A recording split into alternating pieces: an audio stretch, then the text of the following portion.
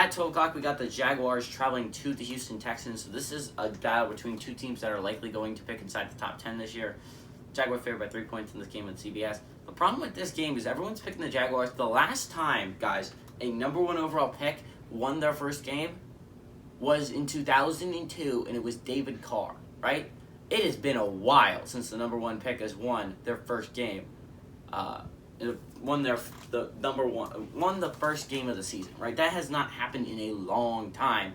I don't know if that's going to change this year with the Jaguars. Like, I'm going to be a little bit honest. I think the Texans are a little bit underrated this year, simply because you have them as a lot of people have them as the worst team. Like, the best I've seen them is the third worst team. Like, the Texans have Tyrod Taylor. Tyrod Taylor has never sucked. Like, that's not something he does. He doesn't turn the ball over. He's not going to be garbage.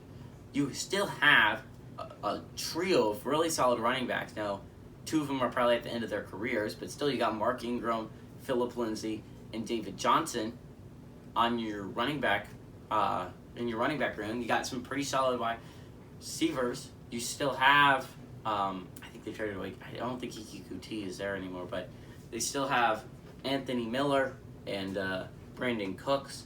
Now, Brandon Cooks is an explosive playmaker. Anthony Miller has a chance to be they drafted Nico Collins, so he has a chance to be pretty solid there. Yeah, that's it. Tight end, they have pretty good depth. They have Jordan Akins. You have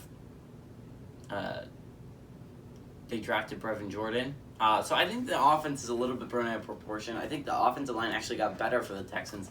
Defense is what I'm significantly worried about for the Texans, but I don't think we can ignore the defensive problems for the Jaguars either. They looked absolutely atrocious on defense this preseason. They looked really bad. Shaquille Griffin should help with the number 1 cornerback spot, but outside of that, they could easily replace almost every other position. If Josh Allen has looked pretty solid in his early NFL career, and you still got to give K'Lavon Chaisson a couple of years, I think. But everyone else, C.J. Henderson could turn out to be pretty solid, but like the linebacker core is not great. Obviously, you have Miles Jack, but outside of that, you have some pretty bad depth there.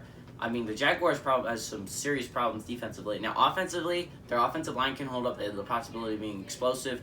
You still got James Robinson at running back. Your number 2 back is Carlos Hyde, which is fine. A lot of people were excited about those two heading into the year, even before the Travis Etienne injury. Before Travis Etienne was drafted. Now everyone's focused on Etienne being injured and out for the year. The problem was that I think they had 2 running backs on their roster before that are capable of being number 1 backs in the NFL. So, I mean, we've seen Carlos Hyde in Houston. He did it before. Jacksonville also has some pretty explosive playmakers in my eyes.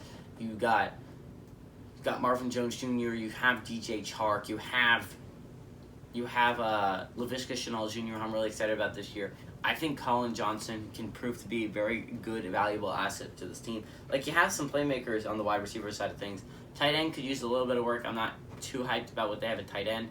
But if the offensive line can hold, this could be a very solid team. I think this is going to be this is going to be an interesting game. I think it's going to be a very close game. Actually, giving the Texans to upset the Jaguars. Again, I don't know if I can pick a team that has a number 1, that has a rookie quarterback starting week 1.